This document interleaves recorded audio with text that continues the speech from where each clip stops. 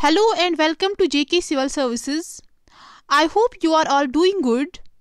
जो previous lecture था उसमें ये सारा टॉपिक कंप्लीट नहीं हुआ था. वीडियो बड़ा बनने से फिर वीडियो अपलोड में करने में प्रॉब्लम आती है. अब जो भी कंसेप्ट इस सिंपल एंड कंपाउंड इंटरेस्ट में रहा है, आज हम इसको कंप्लीट करने जा रहे हैं. स्टार्ट करते हैं आज का टॉपिक कंसेप्ट 5 से. तो इसका क्वेश्चन ऐसे आता है एग्जाम में, at what rate of interest a sum of money doubles itself in 5 years. आपको रेट निकालनी है किस रेट ऑफ इंटरेस्ट से सम ऑफ मनी डबल होता है itself. किस में पीरियड क्या है, टाइम पीरियड क्या है, 5 years में कि जो मनी है वो डबल होता है. आपको वो रेट बताना है वो क्या है. तो हम मेथड फर्स्ट से देखेंगे. फार्मूला आपको याद रखनी है, rate is equal to n-1 divide by t into 100. तो अगर आपको इस टाइप के क्वेश्चंस एग्जाम में आ जाएंगे, आपको ये फार्मूला अप्लाई करनी है. फॉर एग्जांपल अगर आपको रेट निकालनी है, टाइम निकालना है, तो नंबर ऑफ टाइम्स निकालना है, तो आप इसी फार्मूला से निकाल सकते हो. चलते हैं देखिए कि क्वेश्चन कैसे सॉल्व करेंगे. तो क्वेश्चन है उसमें जो n है, n क्या है, नंबर ऑफ टाइम्स. तो यहाँ पे नंबर ऑफ टाइम्स क्या है, डबल होता है. वो जो मनी है वो डबल होता है, दैट इज 2. Double means 2. तो n इज हियर 2. हमें क्या निकालना है, रेट. तो रेट इज इक्वल टू, इस फार्मूला में वैल्यूज पुट कीजिएगा, that is 2 - 1 divide by time is here 5 years into 100. तो 2 - 1 इज 1 डिवाइड बाई 5 क्रॉस 100. 5 1 और 5 5 20 और 100. तो यहाँ पे क्या है, 20 हमारा रेट ऑफ इंटरेस्ट आया. तो ये मेथड फर्स्ट है. अगर आपके क्वेश्चन में, आपको यहाँ पे ध्यान रखना है, अगर आपके क्वेश्चन में जो टाइम नंबर ऑफ टाइम्स हैं वो डबल होगा, तो उस टाइम आप ये फार्मूला भी अप्लाई कर सकते हो. कब, जब n 2 के बराबर होगा, उस टाइम आप रेट इस फार्मूला से भी निकाल सकते हो. फार्मूला क्या है, आपको 100 को डिवाइड करना है टाइम पीरियड. सिंपल, 100 को डिवाइड करना है टाइम पीरियड. लेकिन कब, जब n नंबर ऑफ टाइम्स होगा डबल 2, तब आपको ये वाली फार्मूला अप्लाई करनी है. यहाँ पे टाइम क्या है, 5 है, तो रेट निकालिएगा, 100 को डिवाइड कीजिएगा 5, आपका जो रेट आ जाएगा यहाँ पे दैट इज 20%. तो ये है जनरल फार्मूला. और ये है जब n होगा, जब नंबर ऑफ टाइम्स होगा 2, ये फार्मूला तब अप्लाई होगी. चलते हैं क्वेश्चन नंबर 2 की और इसी कंसेप्ट के related. At what rate of interest a sum of money doubles itself in 8 years. यहाँ पे भी डबल, यहाँ पे भी n इज इक्वल टू 2 है, यहाँ पे भी आप वो फार्मूला, दोनों फार्मूला अप्लाई कर सकते हो. तो रेट निकालेगा फर्स्ट फार्मूला से, n - 1 divide by t into 100. तो n here is 2, t here is 8 years. तो इसमें अप्लाई कीजिएगा, आपको आ जाएगा 2 - 1 डिवाइड बाई 8 इंटू 100. यहाँ पे कीजिएगा 8 1 और 8 8 12.5 और 100. तो इसको कीजिएगा, यहाँ पे 2 - 1 इज 1, तो आपका जो रेट आ जाएगा वो है 12.5%. तो यहाँ पे जो n है वो 2 है, डबल होता है.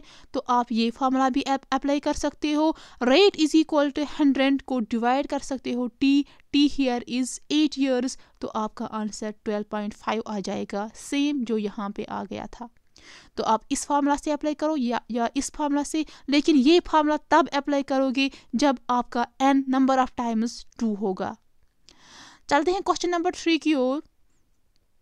Find the rate at simple interest at which a sum becomes 4 times of itself in 15 years. यहाँ पे टाइम पीरियड है वो 15 years है, और जो मनी है वो 4 times होता है. यहाँ पे ध्यान रखिएगा, यहाँ पे इस टाइम डबल नहीं है, तो जो दूसरी फार्मूला है वो अप्लाई नहीं होगी. यहाँ पे ओनली फर्स्ट फार्मूला अप्लाई होगी, that is rate is equal to n - 1 divide by t into 100. ये याद रखिएगा. तो यहाँ पे n क्या है, 4 times है, -1 कीजिएगा, डिवाइड बाई टाइम पीरियड है 15 इंटू 100.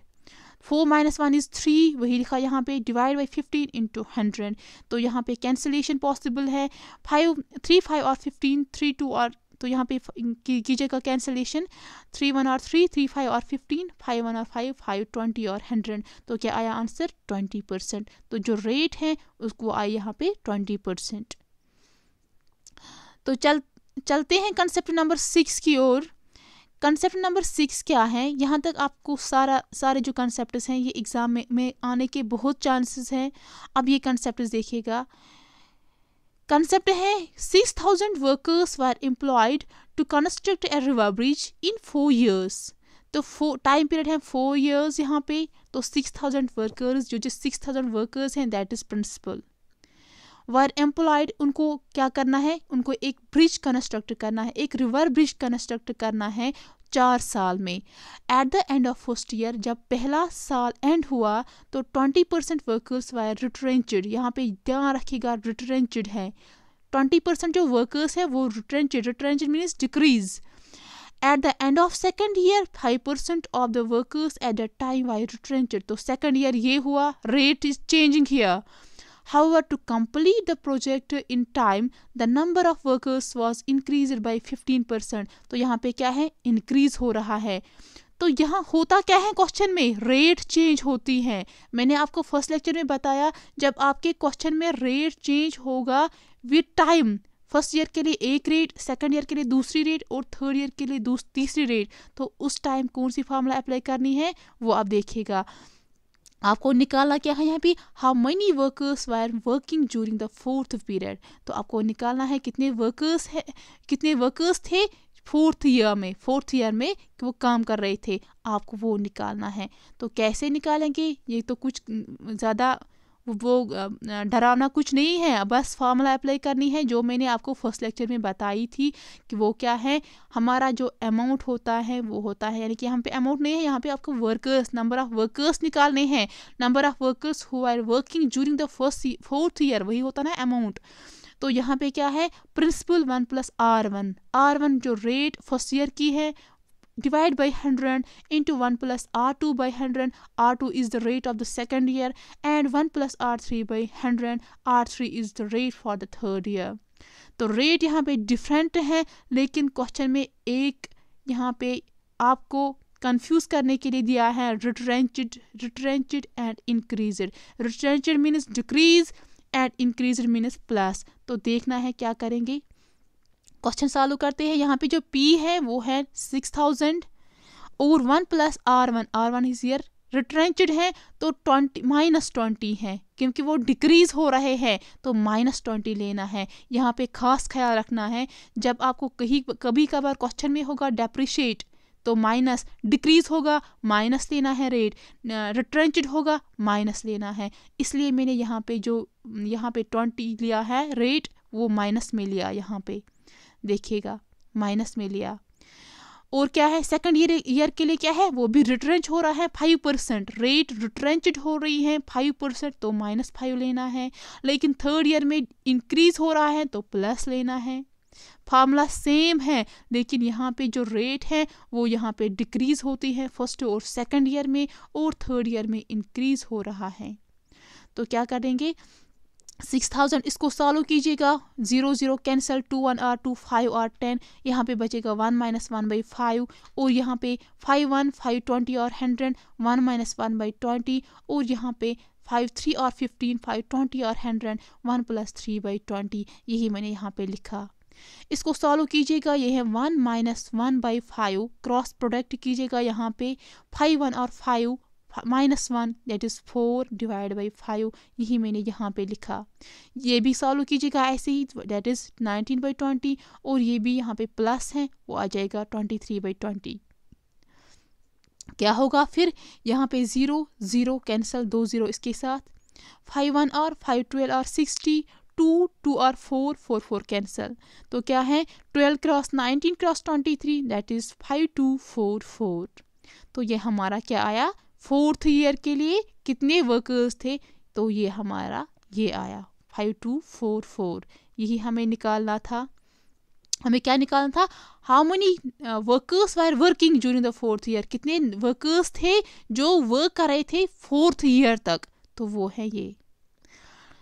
ठीक, आप देखेंगे नेक्स्ट कंसेप्ट यहाँ पे, the cost of a machine depreciates by 10% every year, if its present worth is rupees 18,000, what will be its value after 3 years? तो करना कुछ नहीं है, आप डरना नहीं कि यहाँ पे मशीन है, यहाँ पे क्या, यहाँ पे तो पता नहीं किस कॉन्सेप्ट का क्वेश्चन है, क्या है, डरना नहीं है। सेम वही फार्मूला अप्लाई करनी है जो आप करते थे, A is equal to P of 1 plus R by 100 whole power n, वही फार्मूला आपको यहाँ पे अप्लाई करनी है। लेकिन यहाँ पे थोड़ा सा चेंज लग रहा है, यहाँ पे थोड़ा सा आपको कंफ्यूज करने के लिए उसने डेप्रिशिएट दिया, डेप्रिशिएट मीन्स नेगेटिव, तो जो यहाँ पर रेट जो है वो नेगेटिव है। क्या क्वेश्चन क्या है, the cost of a machine, जो मशीन का कॉस्ट था वो डेप्रिशिएट हुआ कितना परसेंट, 10%, वो डेप्रिशिएट होता, कम होता जाता है every year. If it is present, अगर उसकी प्रेजेंट वर्थ रुपीज 18,000 है, आपको बताना है 3 साल के बाद उसका जो अमाउंट है, उसकी जो वर्थ है वो क्या होगी। तो चलते हैं ये क्वेश्चन सॉल्व करते हैं, कैसे करेंगे। हियर जो प्रिंसिपल है दैट इज 18,000, रेट जो है वो है -10, बिकॉज डेप्रिशिएट एवरी ईयर वो डेप्रिशिएट होता है, लेकिन रेट सेम रहती है 10%, बट डेप्रिशिएट होता है, डेप्रिशिएट मीन्स नेगेटिव में आ जाएगा।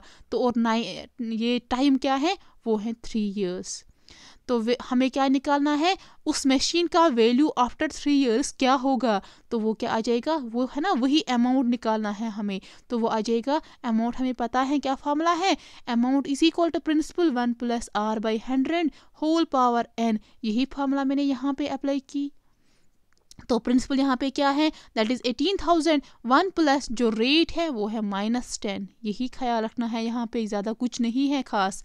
तो ये टाइम क्या है, दैट इज 3 ईयर्स। तो इसको सॉल्व कीजिएगा, plus minus is minus here, plus minus is minus, तो माइनस लिखा मैंने यहाँ पे, 1 - 10 बाई 100, 0 0 कैंसिल, तो यहाँ पे क्या आया, 1 - 1 बाई 10, तो इसको क्रॉस प्रोडक्ट कीजिएगा, वो आ जाएगा 10 - 1 divide by 10, 10 - 1 is 9 divide by 10, वही 9 बाई 10 मैंने यहाँ पे लिखा, लेकिन उसका रेज पावर क्या है 3, तो 3 बार आ जाएगा 9 बाई 10, 9 बाई 10। तो इसको मैंने क्या किया, फिर ये जो ये यहाँ पे 0 0 0 3 जीरोज, इन 3 जीरोज के साथ कैंसिल, तो क्या आया 18 क्रॉस 9 क्रॉस 9 क्रॉस 9, इसको सॉल्व कीजिएगा, वो आपका आंसर ये मिलेगा।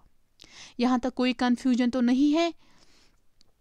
तो अब जाएंगे, अब आपके लिए मैंने होमवर्क रखी है, आपको ये क्वेश्चंस करने हैं, वही कंसेप्ट्स आपको जो भी मैंने अभी तक पढ़ाया है, वही कंसेप्ट्स इन क्वेश्चंस पे आपको अप्लाई करना है। आप इनका स्क्रीनशॉट लीजिएगा, तो मैं आपको ये डिस्कस भी करूँगी, आप स्क्रीनशॉट लीजिएगा इन क्वेश्चंस का, और इन क्वेश्चंस का जो आंसर्स हैं आप वो कमेंट सेक्शन में लिख लीजिएगा। इसी के साथ जो सिंपल एंड कंपाउंड इंटरेस्ट का टॉपिक है वो हम ख़त्म करने जा रहे हैं। अब जो नेक्स्ट लेक्चर होगा उसमें हम नया टॉपिक स्टार्ट करेंगे, लेकिन जो यहाँ पे ये क्वेश्चंस हैं आपको मैं डिस्कस करूँगी। आपको बताना है in how many years will ₹15,625 amount to get 17,576 at 4% per annum compound interest. तो आपको क्या करना है, यहाँ पे आपको टाइम निकालना है, आपको दिया गया है अमाउंट, दिया गया है आपको, प्रिंसिपल दिया गया है आपको, रेट दी गई है, आपको क्या करना है, आपको टाइम पीरियड निकालना है। क्या कीजिएगा आप पहले यहाँ पे अमाउंट किसके बराबर होता है, that is compound interest plus principal, that is compound interest plus principal. यहाँ पे अमाउंट दिया गया है, प्रिंसिपल दिया गया है, तो आपको आप यहाँ पे क्या निकलेगा, कंपाउंड इंटरेस्ट। जब आपको कंपाउंड इंटरेस्ट आ जाएगा तो फिर क्या करोगे, amount is equal to P1 plus R by 100 whole power n। ये जो ये टाइम पीरियड है यहाँ पे ये आपको आ जाएगा जब आप पुट करोगे वैल्यूज। तो क्वेश्चन नंबर 2 यहाँ पे क्या है, the population of A city is 1,25,000 if the annual birth rate and death rate are 5.5 and 5% respectively. Calculate the population of this city after 3 years. तो क्या है यहाँ पे जो प्रिंसिपल है दैट इज़ 1,25,000, लेकिन यहाँ पे क्या है एनुअल बर्थ रेट और एनुअल डेथ रेट वो है 5.5 3.5. आपको पहले रेट निकालनी है, यहाँ पे वो आ जाएगा rate is equal to 5.5 minus 3.5. ये सॉल्व कीजिएगा 5.5 माइनस 3.5 ये सॉल्व कीजिएगा वो आपकी रेट होगी. ठीक, इसको माइनस कीजिएगा आपको रेट मिलेगा. यहाँ पे जब रेट मिलेगा तो प्रिंसिपल भी आपके पास है, ये प्रिंसिपल है, रेट भी आपके पास है, आपके पास टाइम भी है. आपको क्या निकालनी है, कैलकुलेट द पॉपुलेशन, तो सीधे निकलेगा. ठीक, उसके बाद है question find the time taken when interest is paid ₹50 और ₹500 एट द रेट ऑफ 5%. आपको टाइम निकालना है. यहाँ पे इंटरेस्ट दिया गया है 50, एसआई दिया गया है, सिंपल इंटरेस्ट दिया गया है 50, प्रिंसिपल अमाउंट है 500, रेट ऑफ इंटरेस्ट है 5%. तो सिंपल इंटरेस्ट क्या होता है P cross R cross T divide by 100. तो टाइम आपको निकालना है, ये निकालना है, टाइम आपको निकालना है. सिंपल इंटरेस्ट दिया गया है, P भी दिया गया है, R भी, आपको टाइम यहाँ पे निकालना है. फर्स्ट लेक्चर में फार्मूलाज बताइए कैसे निकालना है, तो निकालिएगा. Question number 4 here is a sum of money doubles itself at compound interest in 15 years. In how many year it will become 8 times? तो सिंपल इंटरेस्ट है यहाँ पे. आपको क्या बताना है, कंपाउंड इंटरेस्ट है यहाँ पे. आपको बताना है sum of money doubles, sum of money double होता है 15 ईयर्स में.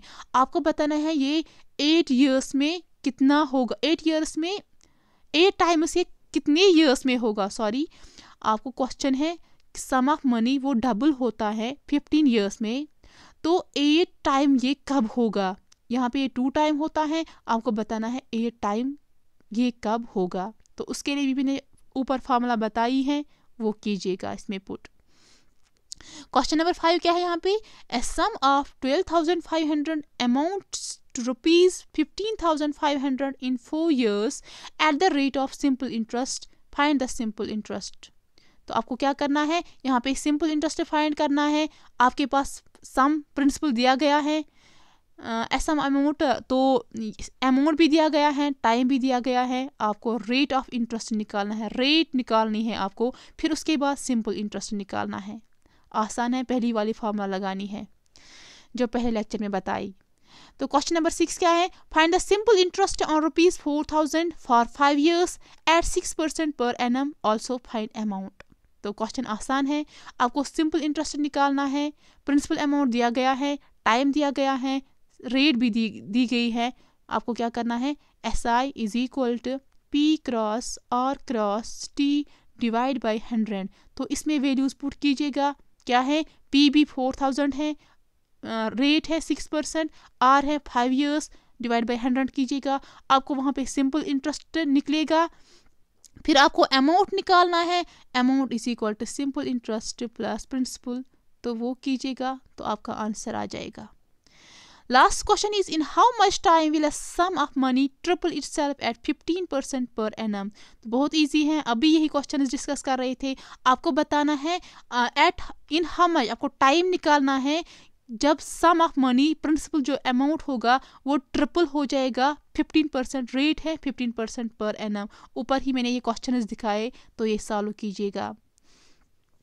आई होप कि आपको यहाँ तक कोई कन्फ्यूजन नहीं होगा. अगर आपको कोई भी कन्फ्यूजन होगा आप प्लीज़ कमेंट सेक्शन में लिखिएगा. जो भी आपको इस टॉपिक के रिलेटेड कन्फ्यूजन होगा, सिंपल इंटरेस्ट और कंपाउंड इंटरेस्ट के बारे में. और यहाँ पे ही हमारा जो ये सिंपल इंटरेस्ट और कंपाउंड इंटरेस्ट ये हमें यहाँ पे ख़त्म होता है. और जो भी कंसेप्ट्स थे इस सिंपल इंटरेस्ट और कंपाउंड इंटरेस्ट के बारे में वो मैंने आपको सब समझाए, सब पढ़ाए. अब आपको क्या करना है, आपको प्रैक्टिस की ज़रूरत है. और अगर कोई भी कन्फ्यूजन होगा आप प्लीज़ बता दीजिएगा. Thank you. अल्लाह हाफिज़.